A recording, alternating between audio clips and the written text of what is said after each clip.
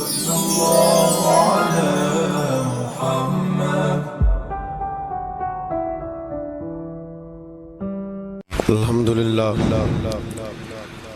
لله رب العالمين والعاقبة للمتقين والصلاة والسلام على أشرف الأنبياء والمرسلين وعلى آله وصحبه أجمعين. أما بعد، أعوذ بالله من الشيطان الرجيم. بسم الله الرحمن الرحيم. يا أيها الذين آمنوا اتقوا الله ولتنظر نفس الجود والكرم وآله وبارك وسلم. حمد و صلاۃ کے بعد اللہ تبارک و تعالیٰ نے قرآن مجید سورۃ الحشر کے اندر ارشاد فرمایا ہے کہ یا ایھا الذین آمنوا اتقوا اللہ، اے ایمان والو اللہ سے ڈرو.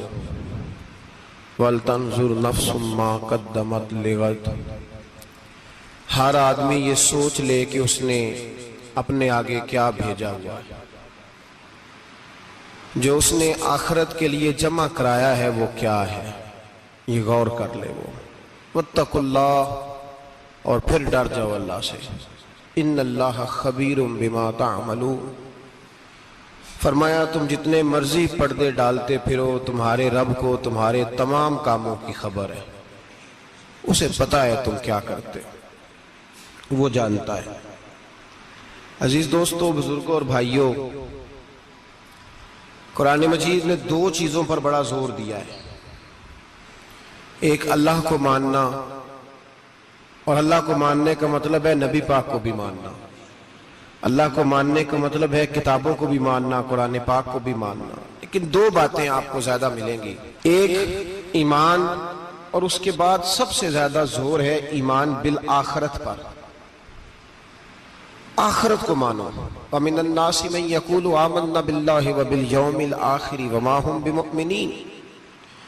اللہ فرماتا ہے کچھ لوگوں کا دعویٰ ہے کہ ہم اللہ اور آخرت پر ایمان رکھتے ہیں، حالانکہ وہ ایمان نہیں رکھتے، دعویٰ کرتے ہیں، نفاق کا مظاہرہ کرتے ہیں، منافقت کرتے ہیں. جو اللہ کو ماننے والا ہوتا ہے اس کا رنگ اور ہوتا ہے. جس کو پتہ ہوتا ہے قیامت کے دن اللہ کے حضور کھڑے ہونا ہے، اس کے اعمال یہ نہیں مانتے. کہتے ہیں ہم مانتے ہیں، پر مانتے، دعویٰ ہے کہ ہم مانتے ہیں آخرت کو بھی اور اللہ کو بھی، پر نہیں مانتے. قیامت قائم ہونا ضروری ہے. اگر وقوع قیامت نہ ہو تو ظالم کی تو موجیں لگ گئیں. جابر تو موج کرے گا، فاسق اور فاجر تو کہیں گے دنیا میں بھی ہم اپنے اقتدار کے زور پر جیتے رہے، آج بھی ہمیں پوچھنے والا کوئی نہیں. عقلاً نقلاً قیامت کا قائم ہونا ضروری ہے. قیامت قائم ہوگی تو مظلوم کو اس کے ظلم پر داد رسی کی جائے گی اور ظالم کو سزا ملے گی. ایک آدمی ساری زندگی دنیا کے اندر لوٹ مار کرتا رہا، دھوکہ فریب فراڈ کرتا رہا، اس کی راتیں شراب و کباب میں گزر گئیں، وہ مرے اور بات ختم ہو گئی، ٹھیک ہے موج کر کے چلا گیا. ایک آدمی ساری زندگی اس نے اللہ تبارک و تعالیٰ کی رضا کے لیے اپنی نظر کی حفاظت کی، زبان کی حفاظت کی، یہاں تک کہ دل کی بھی حفاظت کی، وہ بھی مرے تو معاملہ ختم ہو گیا. اس طرح تو پھر سرکش کا کچھ بنے گا ہی نہیں. نظام زندگی ساری اس کی سوچ ختم ہو کے رہ جائے گی اگر قیامت قائم نہیں ہوتی. قیامت کا قائم ہونا حق ہے. اس لیے قرآن مجید نے ایک جگہ پہ نہیں 20 جگہ پہ یہ بیان فرمایا ہے کہ قیامت ضرور قائم ہوگی. قیامت، اور وہ قائم ہو کر اپنے سارے لوازمات سمیت قائم ہوگی. میرے نبی پاک صلی اللہ علیہ وسلم نے فرمایا مظلوم کو حق ملے گا، ظالم کو سزا ملے گی. جابر اس دن اللہ کی بارگاہ میں رسوا کیے جائیں گے، جن پر جبر کرتے رہے انہیں اللہ کے حضور سے عطا کیا جائے گا. قیامت کا وقوع ہونا ضروری ہے، اور قیامت تو جب قائم ہوگی تب ہوگی. دنیا میں بھی ایسا ہوتا ہے، ظلم کا انجام ٹھیک نہیں ہوتا، جبر کا انجام، جھوٹ کی زندگی لمبی نہیں ہوتی، دھوکے، فریب، فراڈ، ملمہ سازی، ان چیزوں کی عمریں اللہ نے تھوڑی رکھی ہیں. وقتی طور پر ظالم کو، دھوکے باز کو، جابر کو جو مہلت ملتی ہے وہ سمجھتا ہے میری سیاست کام کر رہی ہے، وہ سمجھتا ہے میں بڑا دانا ہوں، بڑا چالاک ہوں، دیکھ لو اتنے ظلم کے، جبر کے، دھوکے کے باوجود بنا ہوا ہوں. حالانکہ اللہ کی طرف سے اسے مہلت ملتی ہے اور بڑا ہی مہربان ہے. مہلت اس طرح دیتا ہے کہ میرے نبی پاک علیہ السلام نے فرمایا جب میرا مسلمان نیکی کرتا ہے تو اللہ فرشتوں سے فرماتا ہے 70 گنا بڑھا کے لکھ لو اس کی نیکی، 70 گنا. اور جب گناہ کرتا ہے تو اللہ فرماتا ہے ٹھہر جاؤ ابھی لکھنا نہ، اسے ٹائم دو. یا اللہ کتنا؟ فرمایا 24 گھنٹے تو دو، ہو سکتا ہے توبہ کر لے. یہ اس کی مہربانی ہے. اب وہ جو اللہ نے مہلت دی ہے نا کہ شاید توبہ کر لے، لوگ سمجھتے ہیں میری چالاکی کی وجہ سے نظام سیٹ چل رہا ہے، میں بڑا تیز ہوں، 2 4 5 باتیں بولتا ہوں سب صحیح ہو جاتا ہے. لوگ اس کو اپنی دانائی سمجھ لیتے ہیں، حالانکہ وہ اللہ کی طرف سے. فرعون نے کئی 100 سال حکومت کی اور اس طرح اس نے ظلم کیے کہ لاکھوں اور ہزاروں بچے قتل ہی کرا دیے. 12,000 عورتوں کے پیٹ میں حمل تھا اس نے ضائع کرا دیا. جب حضرت موسیٰ علیہ السلام اپنی قوم کو لے کے نکلے، رستے میں دریا آ گیا، فرعون پیچھے لگا ہوا تھا. وَإِذْ فَرَقْنَا بِكُمُ الْبَحْرَ فَأَنْجَيْنَاكُمْ، اللہ فرماتے تمہارے لیے میں نے دریا کو پھاڑا اور تمہیں نجات دے دی. وَأَغْرَقْنَا آلَ فِرْعَوْنَ، اور فرعون کو غرق کر دیا. وَأَنْتُمْ تَنْظُرُونَ، تم کھڑے دیکھ رہے تھے. اب جب حضرت موسیٰ دریا کے کنارے پہنچے تو فرعون بھی پیچھے آیا. فرعون لوگوں سے کہا کرتا تھا کہ میں کہتا ہوں تو دریا چلتا ہے، میں کہتا ہوں تو ہوائیں آتی ہیں، میرے حکم کے پابند ہے سارے. جاگ رہے ہیں نا آپ حضرات؟ غور فرمائیے گا بات پر. دعویٰ تھا اس کا کہ میں کہتا ہوں تو نظام زندگی چلتا ہے. اب جب دریا کے کنارے پہنچی حضرت موسیٰ علیہ السلام تو اللہ نے حکم دیا کہ آپ عصا ماریں. جناب موسیٰ نے عصا مارا، 12 رستے بن گئے. اب حضرت موسیٰ کی قوم گزر رہی تھی تو فرعون سے پوچھنے لگے کہ تو کہتا تھا میرے حکم سے چلتا ہے، تو وہ تو حضرت موسیٰ نے ڈنڈا مارا ہے تو رستہ بن گیا. باز نہیں آتا انسان باز بنے بڑے اس کے پاس بڑی دلیلیں ہیں. جھوٹ سچ بول کے اپنے آپ کو مطمئن کرتا ہے، آخر دم تک تبدیل ہونے کو تیار نہیں ہوتا، دلیلیں گھڑتا رہتا ہے، بناتا رہتا ہے، شور کرتا ہے جان بوجھ کے. بھئی تو کہتا تھا میرے چلانے سے چلتا ہے، تو باز ابھی بھی نہیں آیا. کہنے لگا میں نے ہی حکم دیا ہے کہ ذرا پھٹ جا، مجھے یہ زندہ چاہیے. باز رسی جل گئی بال، کہنے لگا میں نے ہی کہا ہے دریا کو کہ یہ مجھے زندہ چاہیے، میرے بھاگے ہوئے ہیں تو اس لیے پھٹا ہے، تو آؤ میرے ساتھ دریا کراس کریں. تو پتا تو ان کو بھی تھا نا جتنا تو رب بنا ہوا ہے، پتا تو تھا، سارے جانتے تھے. کہنے لگے تو پہلے کراس کر، اگر تو بچ گیا تو ہم بھی پیچھے آتے ہیں. اب چاروں ناچار. ایک روایت تو یہ ہے کہ یہ جب خدائی کا دعویٰ کرتا تھا نا، تخت پہ بیٹھا ہوتا تھا، تو ایک دن حضرت جبریل آئے اس کے پاس انسانی شکل میں. تو کہنے لگے میں بڑی دور سے آیا ہوں تو ایک مسئلہ پوچھنا تھا. کہا پوچھو. کہنے لگے ایک غلام تھا کسی بادشاہ کا، تو بادشاہ نے اسے تھوڑی دیر کے لیے ایک علاقے کی سربراہی دے دی. کتنی دیر کے لیے ہمیں سربراہیاں ملتی ہیں؟ کیوں جی؟ تھوڑی دیر کے لیے ملتی ہے نا. تھوڑی دیر کے لیے سربراہی دے دی ایک غلام کو. ذرا بات کو سمجھیے. حضرت جبریل پوچھتے ہیں، کہتے ہیں سربراہی مل گئی. اب وہ مالک ہی بن کے بیٹھ گیا ہے، وہ بات ہی نہیں سنتا. اس کو تھوڑی دیر کے لیے بنایا تھا، وہ تو خدائی کا دعویٰ کرنے لگا ہے. آپ بتائیں اس کا انجام کیا ہونا چاہیے؟ یہ مسئلہ پوچھنے آیا ہوں. تو فرعون کہنے لگا اس کا انجام یہ ہے کہ اسے پانی میں غوطے دے دے کے مار دے. انجام کیا ہے؟ بولیے کیا انجام ہے؟ کیا انجام ہے جی؟ پانی میں.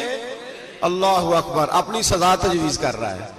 اس کی سزا کہ اسے پانی میں غوطے دے دے کے مارو ظالم کو. اسے تھوڑی دیر کے لیے بنایا تھا اور وہ چھائی گیا ہے، قبضہ ہی کر گیا ہے. حضرت جبریل کہنے لگے جی آپ لکھ کے دے دیں گے؟ کہنے لگا لاؤ لکھ دیتے ہیں. لکھوا لیا. جناب جبریل رکا لے کے تشریف لے گئے.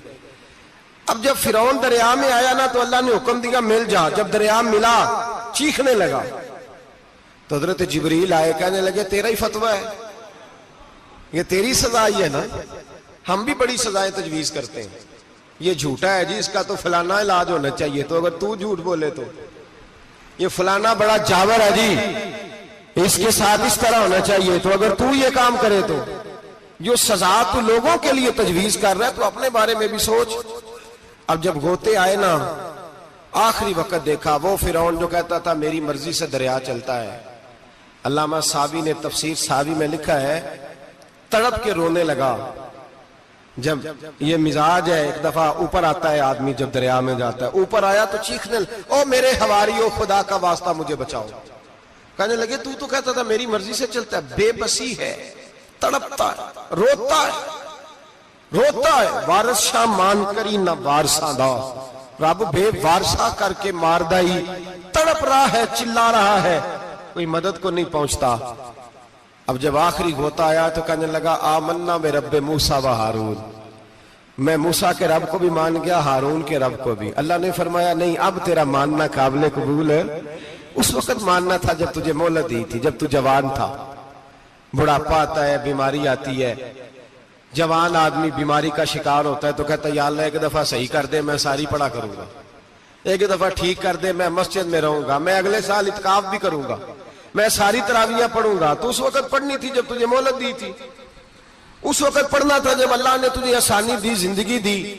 اگلا وقت یہ حال ایک کا نہیں ہوا۔ نمرود کو دیکھ لیں، حضرت ابراہیم علیہ السلام کو کہتا تھا میں رب ہوں، آپ نے فرمایا رب تو وہ ہے جو زندہ کرتا اور مارتا ہے۔ ایک موت کا قیدی بلایا، کہنے لگا ہاں بھائی کتنے دن رہ گئے تھے پھانسی میں؟ کہنے لگا جی پرسوں ہونی تھی، کہا جا تجھے آزاد کیا، لو میں بھی زندگی دیتا ہوں۔ ایک بے گناہ آدمی کو پکڑ کے قتل کر دیا، کہتا میں بھی مارتا ہوں۔ حضرت ابراہیم علیہ السلام کہنے لگے تو بیوقوفوں جیسی دلیلیں دے رہا ہے، چل اس طرح کر، میرا رب سورج مشرق سے نکالتا ہے، تو اگر رب ہے تو مغرب سے نکال کے دکھا۔ اب دلیل کا جواب کوئی نہیں تھا تو کہنے لگا پکڑو اور آگ میں ڈال دو۔ اللہ کے نبی کو آگ میں ڈالنے والا، یہاں ایک مچھر بیٹھا ہے، 400 سال حکومت کی اور خدائی کا دعویٰ کیا، یہاں مچھر بیٹھا تھا، چھینک آئی تو مچھر اندر چلا گیا۔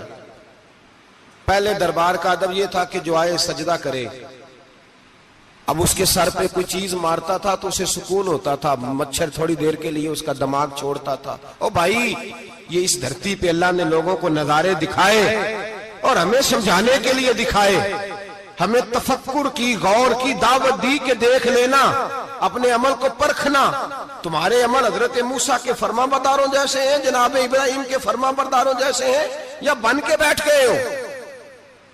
اب دربار کا ادب یہ ہے، بے بسی کا یہ حال ہے کہ جوتے لٹکتے ہیں دربار میں، جو آتا ہے جوتا کھینچتا ہے، اور ادب یہ ہے کہ 10 جوتے نمرود کے سر پہ مارو، اور 400 سال جوتے لگتے رہے۔ روتا تھا، جو آدمی آتا تھا منتیں کرتا تھا، کہتا تھا کہیں سے کوئی دوائی مل جائے گی۔ پاگلوں جیسی زندگی گزاری، پاگلوں جیسی سخت، وہ تو حساب وقوع قیامت تو حساب ہوگا ہی۔ یہاں لوگ پاگل ہو کے مرتے ہیں، معاذ اللہ، نفسیاتی مریض ہو کے مرتے ہیں۔ یہاں آخری وقت اتنا سخت آتا ہے کہ دنیا موت کی دعائیں مانگتی ہے۔ میرے بھائی جب انسان ظلم کرتا ہے تو بھول جاتا ہے کہ شاید مجھے پوچھے گا کوئی نہیں، جب وہ زیادتی کرتا ہے تو بھول جاتا ہے، جب وہ کسی کا حق کھاتا ہے تو وہ کہتا ہے شاید اس کا تو وارث ہی کوئی نہیں جس کو میں لوٹ رہا ہوں۔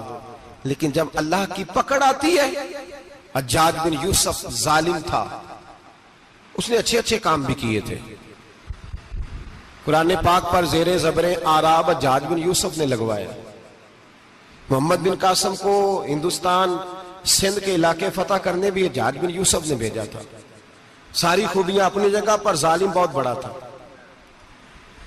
کسی آدمی نے اس کے سامنے کونے کی طرف منہ کر کے ساتھ والے سے بات کر لی تو کہنے لگا میرے خلاف کیا، اس کو لے جاؤ، 2 ٹکڑے کر کے واپس لے آؤ۔ توتی بولتا ہے نا، اقتدار، جب کسی کے ہاتھ اقتدار ہوتا ہے نا، وہ چاہے ایک گھر کا ہی کیوں نہ ہو، وہ 10 بندے فیکٹری میں کام کرتے ہیں اور جو ان کا مالک ہوتا ہے وہ کہتا میں مالک ہوں، مجھے مانو۔ جب تو صاحب اقتدار ہوتا ہے نا، جب تو سسر بن کے بیٹھتا ہے اور کسی غریب گھر کی بہو آتی ہے 2-4 تو کہتا میرا اقتدار ہونا چاہیے، جب میں کھانسنے لگوں تو ہر آدمی کے ہاتھ میں ٹشو پیپر ہونا چاہیے، جب میں بولنے لگوں تو بندھے ہوئے ہاتھوں سے ہر آدمی جی جی کرتا ہوا کھڑا ہونا چاہیے۔ جس آدمی کا، اور یہ کام بہو بھی کرتی ہے کئی دفعہ، وہ بھی کہتی ہے کہ تمہیں پتا نہیں میں کتنا لمبا چوڑا جہیز لے کے آئی ہوں، جب میں سونے کے لیے اپنے بیڈ روم میں جاؤں تو خبردار بوڑھے بابے کو اجازت نہیں کہ وہ کھانسے، اماں کو چاہیے کہ اگر اس کو بڑی سخت پیاس بھی لگی ہے تو میرے سوتے سوتے باورچی خانے میں برتن نہ کھٹکھٹائے۔ جو جہاں بھی جس اسٹیج پہ بھی بیٹھتا ہے وہ کہتا ہے کوئی نہیں مجھے پوچھنے والا، میں مطلق العنان ہوں۔ جوان بوڑھوں کا مذاق اڑاتے ہیں، سمجھتے ہیں شاید کبھی بوڑھے نہیں ہونا، مذاق اڑاتے ہیں۔ تندرست لوگ بیماروں کا مذاق اڑاتے ہیں، شاید کبھی بیمار نہیں ہونا۔ حجاج بن یوسف ظالم تھا، ظلم کرتا تھا، زیادتی کرتا تھا۔ حضرت سعید بن جبیر ایک تابعی بزرگ تھے، اتنے بڑے بزرگ تھے کہ ساری رات نماز پڑھتے تھے، سارا سال روزہ رکھتے تھے۔ ایک دن انہوں نے منبر پہ بیٹھ کے کہا کہ حجاج ظلم سے باز آ جائے ورنہ اللہ کی لاٹھی بڑی بے آواز ہے۔ اللہ کی لاٹھی، اس کا کیا مطلب ہوتا ہے؟ اس کا مطلب ہے جب رب کی لاٹھی چلتی ہے تو اس کی آواز، جی اس کا پہلے کوئی پیغام، وہ پہلے اعلان نہیں کرتا کہ تگڑے ہو جاؤ لاٹھی چلنے لگی ہے، لاٹھی چلتی ہے پر اس کی آواز، سمجھ آ رہی ہے میری بات کی؟ جمعۃ الوداع کے لیے تشریف لانے والے احباب خاص غور فرمائیے گا۔ حجاج بن یوسف کو پتا چلا کہ حضرت سعید بن جبیر نے میرے خلاف بات کی، بلا لیا، کہنے لگا تو نے میرے خلاف بات کی ہے؟ فرمانے لگے کی ہے۔ کہنے لگا تجھے پتا ہے میں قتل کر دوں گا؟ آپ فرمانے لگے نہ تو زندگی کا مالک ہے نہ موت کا مالک ہے، تو کیسے قتل کر؟ کہنے لگا تجھے پتا ہے میرا؟ فرمایا میں نے تجھے نہیں، میں نے تو کئی شداد، کئی حماد، کئی قارون، کئی فرعون، کئی نمرود دیکھے، کئیوں کی داستانیں سنی، تو کون ہے؟ تو چھوٹا سا ہے۔ ایک جملہ ہے ملا جلال الدین رومی کا، بڑے درویش تھے، ایک بات کہہ گئے، کہنے لگے نمرود جتنے پیسے نہیں، فرعون جتنی حکومت نہیں، قارون جتنی دولت نہیں، ورنہ فرمانے لگے میرے زمانے میں بھی کئی لوگوں کا خدا بننے کو دل کرتا ہے، کئی لوگوں کا دل کرتا ہے، لیکن نمرود جتنے پیسے، فرعون جتنی طاقت اور قارون جتنی دولت نہیں، ورنہ ہو سکتا ہے لوگ دعویٰ کر جائیں معاذ اللہ ثم معاذ اللہ۔ یہ آج سے کئی سو سال پہلے وہ کہہ رہے ہیں، آج تو حالات بڑے ابتر ہیں، اس کی نسبت خطرناک ہے۔ فرمانے لگے حضرت سعید بن جبیر تو زندگی موت کا مالک نہیں۔ کہنے لگا پکڑو، قتل کرو اسے، لے جاؤ۔ جب پکڑ کر کھینچ کر لے جا رہے تھے نا تو حضرت سعید بن جبیر مسکرانے لگے۔ اب ظالم کے سامنے مسکرائے تو اس کو بڑا غصہ آیا، یہ میرا مذاق اڑاتا ہے؟ بلا لیا، ادھر آؤ، کیوں مسکرا رہے ہو، کیا ہوا؟ تو حضرت سعید بن جبیر کہنے لگے میں مسکرا رہا ہوں تیری بیوقوفی پر اور اپنے اللہ کی دی ہوئی ڈھیل پر۔ میں مسکرا رہا ہوں کہ یا اللہ کیا بات ہے، کیا تیرا شان ہے، کیسے لوگوں کو ڈھیل دی ہوئی ہے۔ میں مسکرا رہا ہوں تیری بیوقوفی پر کہ تو سمجھتا ہے شاید مجھے پوچھنے والا کوئی نہیں۔ کہنے لگا اس کو باہر نہ لے جاؤ، میرے سامنے قتل کرو۔ ٹھیک ہے جی، قتل کرنے لگے تو حضرت سعید بن جبیر نے منہ کعبے کی جانب کر لیا، انی وجہت وجہی للذی فطر السماوات والارض حنیفا وما انا من المشرکین۔ جب آپ نے یہ آیتیں پڑھی نا کہ میں نے منہ کر لیا ہے اپنے رب کی جانب، کرو مجھے قتل، کہنے لگا نہیں نہیں، اس کا منہ پھیرو، کعبے کی طرف ہو کے قتل نہ ہو، ہے ظالم پر پاگل ہو گیا ہے۔ حضرت سعید بن جبیر کے حوصلے نے شکست دے دی، ناکام ہو گیا، مخبوط الحواس ہو، کہنے لگا اس کا منہ پھیر دو۔ جب کعبے سے پھیرا تو آپ فرمانے لگے للہ المشرق والمغرب فإنما تولى فثم وجه اللہ۔ اللہ فرماتا ہے تو مشرق اور مغرب سارا ہی اللہ کا ہے، جدھر بھی منہ کرو گے ادھر اللہ ہی اللہ ہے، جدھر بھی منہ کرو گے ادھر اللہ ہی اللہ ہے، چاروں جانب پھیر دے جدھر منہ پھیرنا ہے، تو نے پھیر دیا منہ۔ حضرت سعید بن جبیر کے گلے پہ خنجر رکھا تو آپ نے ہاتھ اٹھائے، کہنے لگے اے اللہ میرے بعد اسے کسی اور پر مسلط نہ کرنا، میرے بعد کسی اور پر مسلط نہ، بس میں آخری ہوں۔ جب آپ ذبح ہوئے تو اتنا خون نکلا کہ لوگ کہتے ہیں جتنا اونٹ کے وجود سے نکلتا ہے، تر ہو گیا سارا اس کا دربار۔ ایک سمجھدار آدمی کو بلا کے کہنے لگا اتنا خون میں نے بڑے بندے قتل کرائے ہیں پر اتنا خون نہیں نکلا۔ تو وہ کہنے لگے لوگ مر جاتے ہیں، مرتے وقت ڈر جاتے ہیں، سہم جاتے ہیں، خون سکڑ جاتا ہے، لگتا ہے یہ شخص جب دنیا سے گیا ہے تو ڈٹ کے گیا ہے، یہ ڈٹ کے گیا ہے دنیا سے۔ حجاج بن یوسف رات کو سویا تو تڑپ کے اٹھا، کیا ہوا؟ گھر والے کہنے لگے کیا ہوا؟ کہنے لگے سعید بن جبیر خواب میں آئے اور کہتے ہیں اٹھ مجھے بتا تو نے مجھے کیوں قتل کیا، بتا کیوں مارا؟ اگلی رات پھر سویا تو وہی خواب، پھر سویا تو وہی خواب۔ گناہ نفسیاتی مریض بنا دیتا ہے، ظلم تجھے مخبوط الحواس کر دیتا ہے۔ جب تو زیادتی کرتا ہے تو اللہ فرماتے ہیں کہ تو اللہ کو بھولتا ہے، اللہ تجھے اپنا آپ بھلا دیتا ہے، پھر تو بھول جاتا ہے، پھر تو سیدھے رستے پہ چلتا ہے پر بھٹک جاتا ہے، پھر تو صحیح رستوں کا تعین کر کے بھی گمراہ ہوتا ہے، پھر تو روز وہی گاڑی چلاتا ہے پر اب جب تو بریک لگاتا ہے تو نہیں لگتی۔ جب گناہوں کے ساتھ تو مخبوط الحواس ہوتا ہے تو روز وہ کاروبار کرتا ہے، لیکن جب تیرے گناہ تجھے گھیر لیتے ہیں پھر اسی کاروبار میں تو نقصان اٹھاتا ہے۔ حجاج بن یوسف تڑپتا ہے، روتا ہے، یہاں تک کہ بیمار ہو گیا، پیٹ میں درد ہوتی ہے، پتہ نہیں کیا ہوا، تکلیف ہوتی ہے، پتہ نہیں، سارے حکیم طبیب ڈاکٹر کوئی نہ سمجھ سکا کہ بیماری کیا ہے۔ جو بیماریاں خدائی ہوتی ہیں ان کا لوگوں کو پتا، جو آزمائشیں رب کی جانب سے ہوتی ہیں وہ ڈاکٹروں کے ہتھے نہیں چڑھتی، جو تکلیفیں اللہ دیتا ہے ان کا حکیم طبیب علاج نہیں کر پاتے، مشکل، اور شفا اسی وقت ہوتی ہے جب اللہ دینا چاہے، اور جب رب بھی دینا نہ چاہے تو بڑے بڑے ڈاکٹر کہتے ہیں کہ ہمارے بس کی بات نہیں رہی۔ بغداد سے حکیم آئے، پیٹ دیکھا، کہنے لگے نہ تیرے معدے میں کوئی دقت ہے، نہ تیرے جگر میں، نہ کسی اور جگہ، ماجرا کیا ہے؟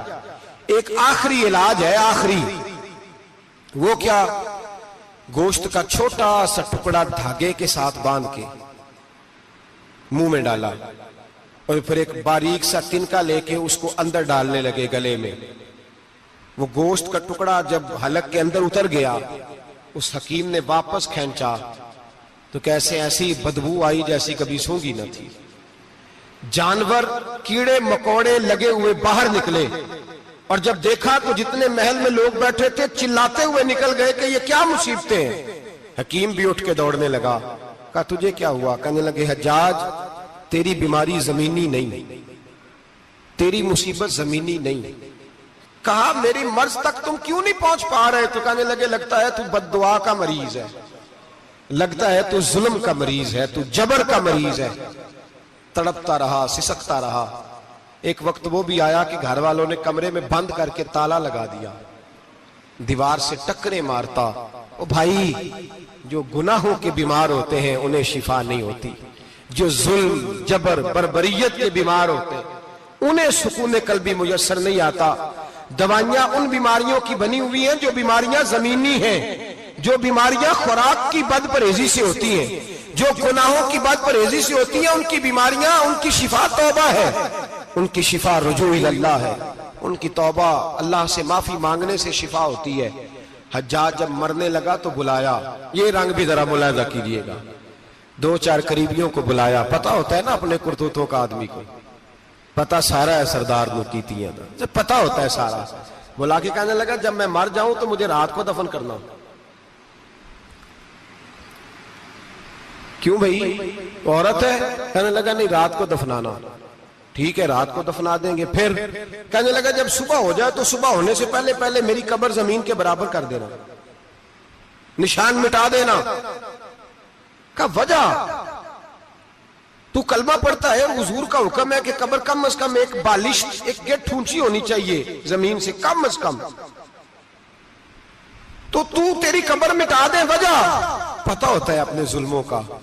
کہنے لگا مجھے پتہ ہے لوگ میرے مرنے کے بعد میری قبر بھی نہیں چھوڑیں گے، دنیا میں تو میرے جبر کی وجہ سے کوئی آ نہ سکا، لیکن میری قبر بھی لوگ جنازوں میں باتیں شروع کر دیتے ہیں۔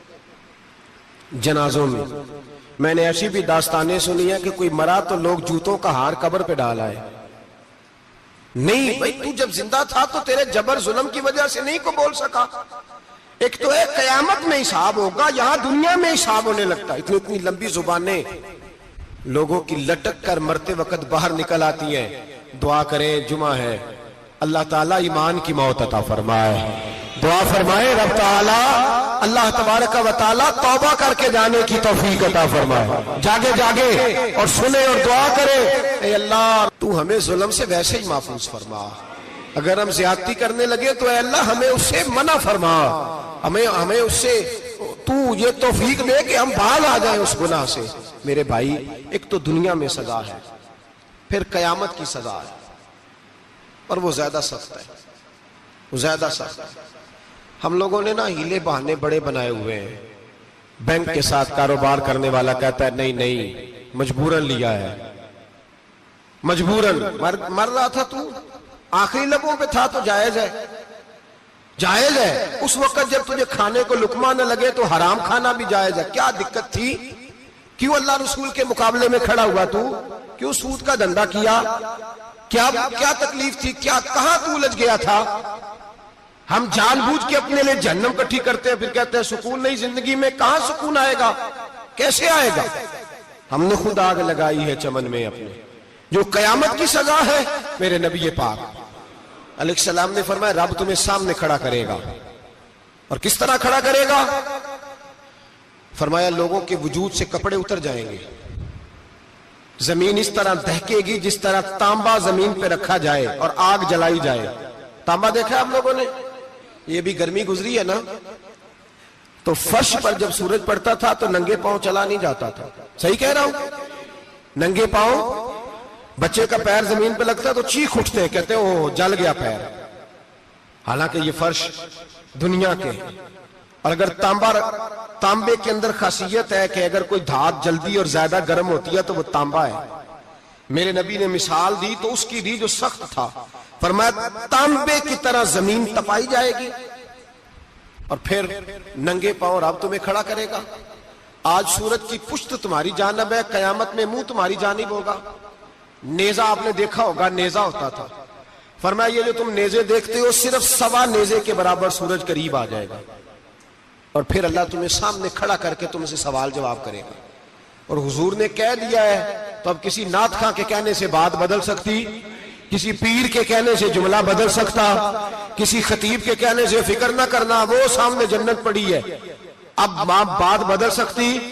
خدا کی رحمت پر بھروسہ رکھنا ضروری ہے، نبی پاک کی شفاعت کی امید رکھنا، بولیے، لیکن جو حضور نے بیان کیا ہے اس کو ماننا بھی یہ بھی ضروری ہے۔ میرے نبی پاک نے فرمایا اللہ تم سے حساب لے گا اور اللہ پوچھے گا، تم نے جواب دینا ہے۔ حضور کس کس شے کا؟ فرمایا جو پہنتے ہو اس کا جواب نہیں دینا، جو کھاتے ہو اس کا جواب نہیں دینا، جو اللہ کے رستے میں دیتے ہو اس کا جواب، باقی ہر شے کا جواب دینا ہے۔ ادھر جو پلاٹ ہے اس کا بھی جواب دینا ہے، اور وہ جو بچوں کو پیسے بتائے ان کا بھی جواب دینا ہے، جو چھپائے ہیں ان کا بھی۔ ثم لتسألن یومئذ عن النعیم، جو کمیٹی اپنے محلے میں ڈالی ہے اس کا بھی جواب دینا ہے، جو سسرال کے علاقے میں ابا جی سے چوری ڈالی ہوئی ہے اس کا جواب بھی، سب کا جواب دینا ہے، تمام حساب کتاب۔ اور اللہ فرماتے ہیں میں سامنے کھڑا کر کے ہر سوال کا تجھے جواب، تجھے ہر سوال کا جواب۔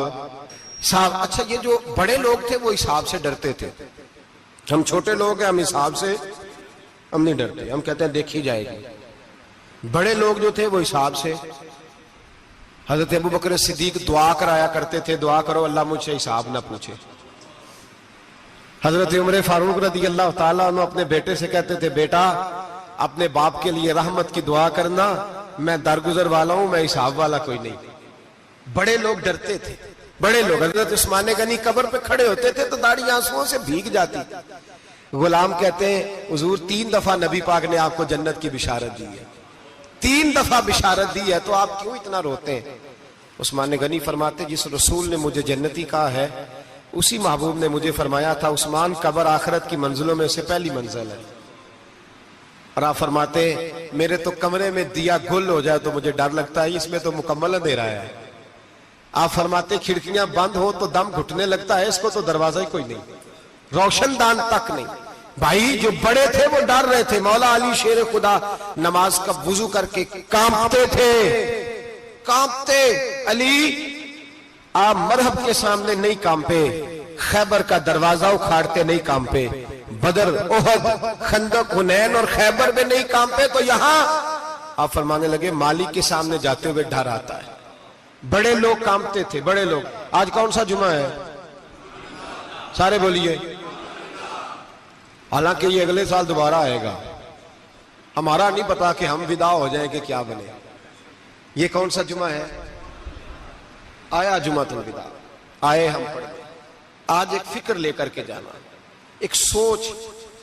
جہاں روز رات کو بیٹے کی ٹینشن، بیٹی کی ٹینشن، بھائی کی ٹینشن، پوتے کی ٹینشن ہوتی ہے نا، ایک ٹینشن اور اپنے آج ایک ٹینشن بڑھا لو، قبر کی ٹینشن پیدا کر لو، قیامت کی تھوڑی سی فکر کر لو، تھوڑی سی، ایک لمحے کے لیے صحیح تھوڑا خیال پیدا کرے. حضرت حسن بصری نام سنا ہوا ہے نا، یہ حضرت علی کے شاگرد ہیں. نبی پاک کے گھر میں آ جاتے تھے کئی دفعہ، بچے تھے جب. حضرت حسن بصری تابعی ہیں. فرماتے خانہ کعبہ میں عمرہ کرنے گیا، طواف کعبہ کر رہا تھا تو بڑا عجیب منظر ہوا. رات کی تنہائی ہوئی. اس وقت کئی دفعہ طواف بند بھی ہوتا تھا، اس لیے کہ رش کم ہوتا تھا تو رات کو سب سو جاتے. کہتے رات ذرا گہری ہوئی تو لوگ اپنا اپنا خیمہ لے کے جاتے تھے. اب تو ہوٹل ہے نا تو خیمے لگتے تھے، لوگ خیمہ لے کے جاتے تھے، جہاں جگہ ملتی تھی خیمہ لگا کے رہتے تھے. فرماتے میں رات کو سویا خیمے میں، ایک دردناک آواز آئی. میٹھی ہے، دھیمی ہے، پر درد بڑا ہے. کوئی رونے والا رو کے کہتا ہے اللہ حساب قیامت میں مجھ سے نہ لینا، اے اللہ تنہائی میں جتنا مرضی حساب لینا پر لوگوں کے سامنے نہ لینا. اور پھر کہتا ہے اللہ فضل تو تب کرے جب تو میرا حساب پوچھے ہی نہ. پھر چند منٹ گزرے تو پھر وہ رونے لگا. میرے کانوں میں آواز آئی، کہنے لگا اے اللہ حساب تو ان کا لیا جاتا ہے جو حساب کے قابل ہوتے ہیں. اعلیٰ حضرت کہتے ہیں نا رضا سے تو کیا حساب لے گا، رضا بھی کسی حساب میں ہے. اے اللہ میں قابل نہیں، مجھ سے حساب نہ لینا. کہتے تھوڑی دیر گزری تو پھر وہ رونے لگا. پھر ذرا سانس سنبھلے تو پھر کہنے لگا اے اللہ میں تو لوگوں کو کوئی بندہ حساب پوچھ لے تو نہیں دے سکتا، میں تجھے کیسے حساب دوں گا. پھر تڑپنے لگا. کہتے تھوڑی دیر گزری تو پھر ایک لفظ انہوں نے کہے رونے والے نے، کہنے لگے اللہ دیکھ تیرے محبوب کا فرمان ہے جو معافی مانگے تو اسے معاف کر دیا کرتا ہے. اے اللہ میں معافی مانگنے آیا ہوں اور مسجد نہیں آیا، میں کعبۃ اللہ ہی آ گیا ہوں. کہتے ہیں وہ اتنا روئے کہ چیخ آئی ان کی، اور جب دھڑام سے کوئی زمین پہ گرا تو میں پریشان ہوا کہ اب تو بے ہوش ہو گیا. فرماتے ہیں میں زور سے اٹھا فٹافٹ اور اس شخص کی طرف بڑھا. میرے دل میں خیال ہے کوئی گناہگار ہے بیچارہ، تو چلو میں بھی دعا کرتا ہوں. اس کو کہتا ہوں بیٹے فکر نہ کر، اللہ تیری مدد کرے گا. فرماتے میں گیا اس نیت کے ساتھ کہ میں کہوں گا چلو اٹھو تم بھی دعا کرو، میں بھی کرتا ہوں، اللہ ہم سے حساب نہ پوچھے. کہتے میں گیا تو وہ شخصیت بے ہوش پڑی تھی، کالے سیاہ بال ان کے چہرے پہ بکھرے ہوئے تھے.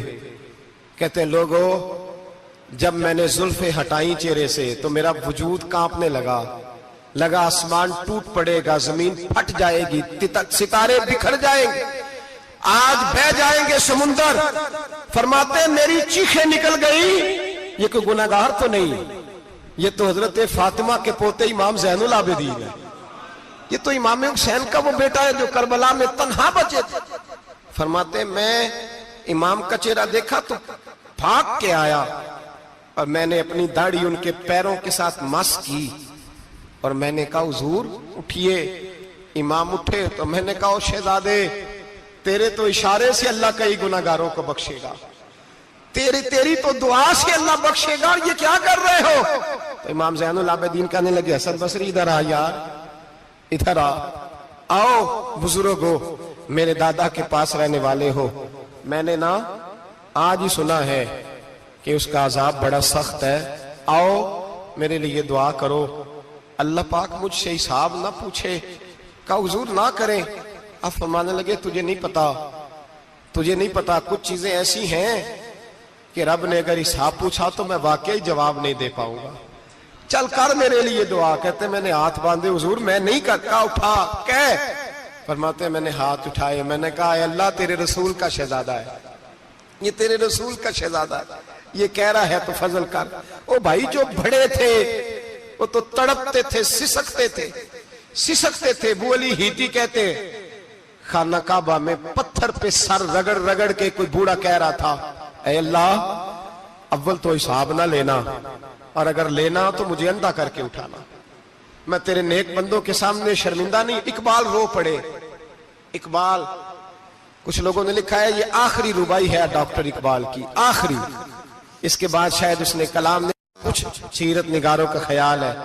اقبال مدینے کی طرف منہ کر کے کہنے لگے تو غنی از ہر دو عالم من فقیر، اللہ تو غنی ہے میں تو فقیر ہوں، روز محشر عذر ہائے من پذیر، اے اللہ اول تو میرا کوئی عذر قبول کر لینا محشر کے دن، اور اگر نہ کرنا ہوا اگر تمہیں بینم حسابم نہ گزیر، اگر ضرور ہی میرا حساب لینا ہے، اے اللہ اگر تو نے ضرور لینا ہے، اے اللہ اگر ضرور ہی لینا حساب، اول تو میرا عذر مان لینا، میری کمزوری پہ رحم کرنا، اے اللہ میرے بڑھاپے پر میری کمزوری پر رحم کرنا، اگر ضرور حساب لینا ہے از نگاہ مصطفیٰ پنہا بغیر، تو اے اللہ ذرا حضور کی نگاہوں سے اوجھل کر کے لینا، اے اللہ مجھے شرم آئے گی۔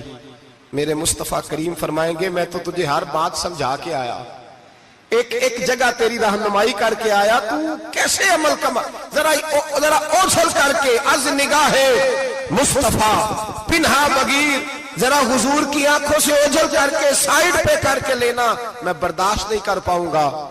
حضرت ابو علی ایتی کہتے ہیں بابے نے سر رکھا ہوا ہے اور کہتے ہیں اللہ مجھے اندھا کر کے اٹھانا، فرماتے میں گیا، میں نے کہا چلو میں دعا کرتا ہوں جا کے، فرماتے جب میں نے جا کے بزرگوں کی کمر پہ ہاتھ رکھا، ان کا چہرہ دیکھا تو یہ کوئی گناہگار تو نہیں، یہ تو بغداد کے پیر عبد القادر جیلانی ہے، یہ تو محبوب سبحانی غوث سمدانی ہے، یہ تو وہ شخص ہے جو قدم لگائے تو اللہ ولایت عطا کرتا ہے۔ جو بڑے تھے وہ ڈر رہے تھے، معین الملت والدین، عطائے رسول، ہند الولی، غریب نواز حضرت خواجہ معین الدین اجمیری رحمت اللہ علیہ، خواجہ قطب الدین بختیار کاکی کو تنہائی میں بلا کے کہنے لگے معین الدین سید زادہ ہے، معین الدین حضور کے خاندان میں پیدا ہوا ہے، معین الدین سے اس کے پیر کو بڑی امیدیں تھیں، معین الدین کو رسول پاک نے ہندوستان بھیجا تھا، پر قطب الدین یار معین الدین تبلیغ کا حق نہیں ادا کر سکا۔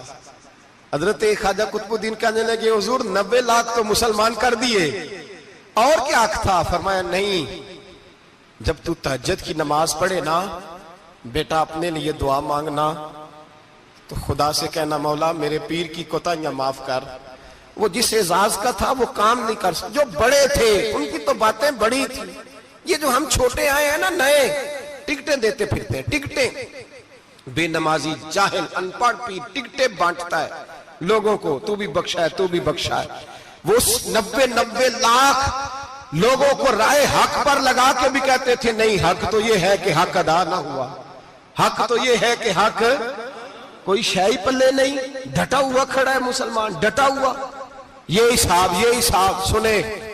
کسی نے حضرت ابو ہریرہ سے کہا کہ کوئی ایسی حدیث سناؤ جو آپ کو بھی بڑی محبوب ہو۔ حضرت ابو ہریرہ نے چیخ ماری، رونے لگے اور بے ہوش ہو گئے، پھر ہلایا، پانی پلایا، اٹھے، کہا حضور بات کی تھی حدیث سنائے، پھر رونے لگے۔ ہمیں تو نہیں نہ رونا آتا، ہمیں تو تب آتا ہے جب بیٹا بات نہ مانے، ہمیں تو تب آتا ہے جب کاروبار میں نقصان ہو جائے، ہمیں تو تب رونا آتا ہے جب ہمارا کوئی دوست ہمارے بارے میں غلط بات کر دے، بے عزتی دنیا کی ہو جائے۔ حضرت ابو ہریرہ 3 دفعہ ہوش آیا، 3 دفعہ روئے اور کہنے لگے عزیزو یہ وہ والی حدیث ہے کہ میں سوچتا بھی ہوں تو میں تڑپ اٹھتا ہوں۔ کہا کون سی حدیث؟ تو حضرت ابو ہریرہ کہنے لگے میں نے نبی پاک سے سنا ہے قیامت میں سب سے پہلے علماء کا حساب ہوگا، سب سے پہلے علماء کا۔ رب کریم فرمائے گا تمہاری دین کے نام پر بڑی موجیں تھیں، تمہارے بڑے پوسٹر چھپتے تھے، لائنیں بنا کے لوگ تمہارے ہاتھ چومتے تھے، لوگ تمہاری گڑی کو بھی چومنا اپنے لیے سعادت سمجھتے تھے۔ بتاؤ میرے رسول کے نام پر کھانے والوں کیا کر کے آئے ہو؟ عمل بتاؤ، عمل، موج بڑی کی نا تم نے، بتاؤ عمل۔ علماء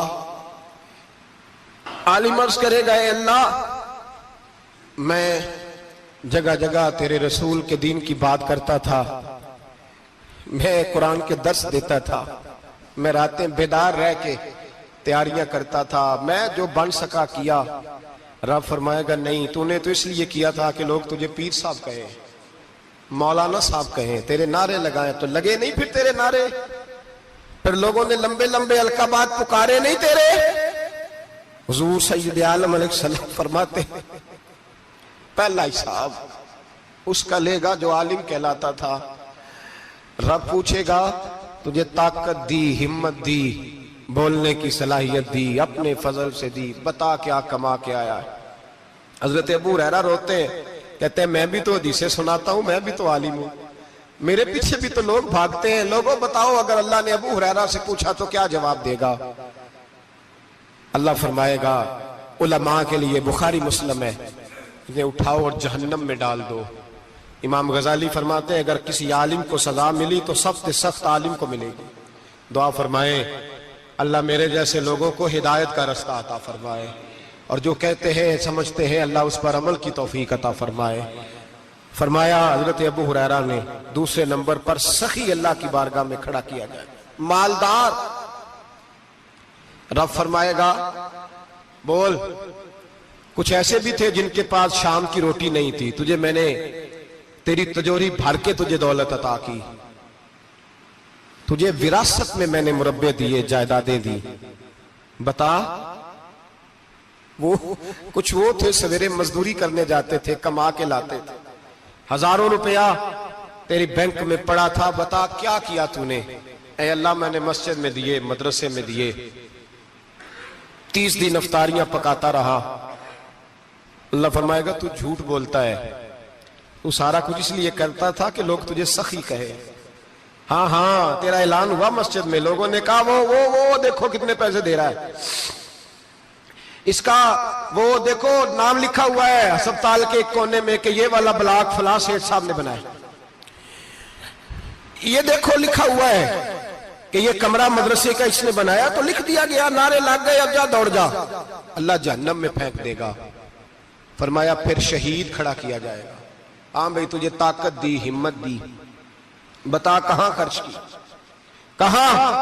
اے اللہ شہید ہی ہو گیا۔ فرمایا وہ تو اس لیے ہوا تھا کہ لوگ تجھے شہید کہیں، بہادر کہیں، تیرے نام پہ روڈ کا نام رکھا جائے، تمغہ حسن کارکردگی ملے، سو مل گیا۔ میرے لیے بتا کیا کر کے آیا ہے، میرے لیے، اسے اٹھاؤ اور جہنم میں پھینک دو۔ بھائیو عذاب کڑا ہے، عذاب سخت ہے، حساب سخت ہے، اور جو حساب لینے والا ہے اس کو، میں نا تراویح ہو رہی تھی تو قاری صاحب نے ایک سورہ یاسین شروع کی، وَامْتَازُوا الْيَوْمَ أَيُّهَا الْمُجْرِمُونَ۔ اللہ فرماتا ہے قیامت میں کہوں گا مجرم جو ہے نا وہ صفوں سے باہر آ جائے، صفوں سے باہر آ جائے۔ ایک ہمارے فزکس کے ٹیچر ہوتے تھے تو بڑی سخت چھڑی مارتے تھے، تو جب وہ قد بھی بڑا تھا، جلال بھی بڑا تھا، اور اصول بڑے اچھے انسان تھے لیکن سخت تھے، تو مجھے یاد آتا تھا کہ جب وہ سویرے آ کے کہتے تھے جس نے کام نے لکھا وہ باہر نکل آئے۔ 2 قسم کی چوٹ لگتی تھی، ایک تو خیال یہ آتا تھا کہ شرمندگی بڑی ہوگی کہ سارے اسٹوڈنٹ بیٹھے ہیں اور 2 3 4 ان کو کہا وہاں مرغے بن جاؤ، بڑی شرم آتی تھی۔ اور پھر جب وہ مارتے تھے تو اتنا سخت مارتے تھے کہ کئی دن تکلیف رہتی تھی، بتایا نہیں جاتا تھا۔ وہ اسٹوڈنٹ بتاتے تھے کہ یار اس سے بچو کسی بھی طریقے، اور کسی کا کام رہ بھی جاتا تھا کہتے تھے اس پیریڈ کی ڈیوٹی سبق یاد کر کے آنا ہے۔ سخت ٹیچر کے بارے میں تیرا میرا یہ رویہ ہے۔ تو یاد آ رہا تھا جب وہ کہہ رہے تھے نا وَامْتَازُوا الْيَوْمَ أَيُّهَا الْمُجْرِمُونَ، تو میں صف میں کھڑا تھا تو 2 قطرے میرے بہہ گئے آنسوں کے۔ مجھے ساتھ بچہ کہنے لگا طبیعت ٹھیک ہے، میں نے کہا طبیعت تو ٹھیک ہے، کچھ یاد آ گیا ہے کہ میدان محشر میں یہاں تو چھپے ہوئے ہیں نا عیب، چھپے ہوئے۔ اور بھائی رب بڑا کریم ہے، عیبوں کے باوجود نوازتا ہے۔ میرا دعویٰ یہ ہے اگر ہمارے عیب کھل جائیں، لوگ ہمیں دھرتی پہ جینے نہ دیں، لوگ جینے نہ دیں، نکال دیں، اپنے بھی ہمیں برداشت نہ کریں، یہ تو اس کا کرم ہے۔ پتہ سارا ہے سردار نو کیتیاں دا، پردہ چپایا ہی تیرا پلا ہو سی، وَامْتَازُ الْيَوْمَ أَيُّهَا الْمُجْرِمُونَ۔ اللہ فرمائے گا مجرم باہر آ جائے۔ یا اللہ کیا ہوگا؟ جب سوال جواب ہوں گے تو رب فرماتے ہیں تیری زبان پہ مور لگا کے بند کر دوں گا، تیرے ہاتھ بولیں گے، پیر بولیں گے، سر بولے گا، پیٹ بولے گا۔ اس وقت کی فکر پیدا کریں، ٹینشن پیدا کریں۔ وقوع قیامت حق ہے، اور باندھ کے نا لوگ پیر باندھ کے زور کے ساتھ باندھتے۔ سگا بیٹا جب قبر میں دفن کرتا ہے نا تو وہ بھی کہتا ہے وہ کونا، یہ کونا تھوڑا سا مٹی کم ہے، یہاں بھی مٹی ڈالو۔ پہلے لوگ روزانہ جاتے ہیں، پھر ہفتے کے بعد، پھر مہینوں بیت جاتے ہیں۔ کچھ قبریں ایسی بھی ہیں جن پہ کھڑے ہوں تو لگتا ہے قبریں رو رہی ہیں اور کہتی ہیں جاؤ میرے گھر والوں سے جا کے کہو کوئی پھیرا ہی لگا جائے، وہ ایک دفعہ آئے تو صحیح۔ کوئی مٹی نہیں ڈالتا۔ بادشاہوں کی قبریں روتی ہیں، سرمایہ داروں کی قبریں روتی ہیں، کوئی جاتا نہیں۔ اتنے اتنے موٹے سوراخ ہے قبروں میں، آپ اپنے شہر کے قبرستان پھر کے دیکھ لیں، سوراخ ہے۔ او بھائی، حضرت مولا علی شیر خدا قبرستان گئے تو پہلے رونے لگے، پھر کہنے لگے قبروں والوں کیا حال ہے تمہارا؟ تو آپ فرماتے ہیں مردہ مجھے اندر سے بول کے کہنے لگا علی کفن پھٹ گیا، ہڈیاں ٹوٹ گئی، مال تو دے آئے تھے وارثوں کو پر حساب ہمیں دینا پڑ رہا ہے، تو بتا پیچھے کیا حالات ہیں؟ تو حضرت علی کہنے لگے تمہاری بیویوں نے اور نکاح کر لیے، تمہارے دوستوں نے نئے دوست بنا لیے، تمہاری اولادوں نے تمہارے بغیر جینا سیکھ لیا، تمہاری جائیدادیں بٹ گئیں، تمہارا پیسہ تقسیم ہو گیا۔ پہلے تو کوئی تمہارا نام لیتا تھا، اب تو تمہارا ذکر ختم ہو گیا ہے، اب تو ایک دو نسل تک تمہارا ذکر تھا، اب تو تمہیں یاد ہی کوئی نہیں کرتا۔ کہتے ہیں لوگ یہاں کوئی رہا کرتا تھا، یہاں کوئی ہوا کرتا تھا، اب تو تم قصہ پارینہ، قصہ ماضی ہو گئے۔ حساب کا وقت قریب ہے، قریب آ گیا وقت۔ اللہ فرماتے ہیں اقترب للناس حسابهم وهم فی غفلۃ معرضون۔ فرمایا حساب کا وقت قریب آ گیا ہے تو ابھی بھی غافل ہے۔ جمعۃ الوداع ایک پریشانی لگانے کا ارادہ تھا، بڑی پریشانیاں پالی ہے، ایک پریشانی اور پال لو۔ جس کو یہ پریشانی لگ جائے اس کی عمل سمرنے لگ جاتا ہے۔ یہ پریشانی پال لو کہ اگر مجھے حساب دینا پڑے۔ حضرت عمر کا فرمان، آپ فرمایا کرتے تھے اپنا حساب خود کر لو قبل اس کے کہ اللہ تمہارا حساب کرے۔ خود کر لو اپنا حساب، خود کھاتے ٹھیک کر کے رکھو، چیک کر کے رکھو۔ میری دعا ہے اللہ پاک ہمیں ان میں شامل کرے جن کو وہ معاف کرنے والا ہے۔ آمین تو کہہ دے۔ اللہ تبارک و تعالی ہمیں ان لوگوں میں شامل کرے جنہیں اللہ بغیر حساب جنت عطا کرنے والا ہے۔ فکر پیدا کریں، سوچ پیدا کریں۔ اللہ تبارک و تعالیٰ کو راضی کرنے کے ایام ہے اور اس کی رضا کی طرف توجہ کریں سارے حضرات۔ اللہ تبارک و تعالیٰ آپ کو سعادت مندیاں اور برکتیں عطا فرمائے۔ اللہ اللہ ہے، مجھ پر پہرا دے گا کون لڑائی میں، مجھ پر پہرا دے گا کون لڑائی میں، مجھ پر پہرا دے گا کون لڑائی میں، مجھ پر پہرا دے گا کون لڑائی میں۔ میں صدیق اکبر آقا بول پڑے، بول پڑے، مٹھی سے ابو جہل کی کنکر بول پڑے۔ اللہ اللہ ہے، اللہ اللہ ہے، اللہ صلی اللہ علی محمد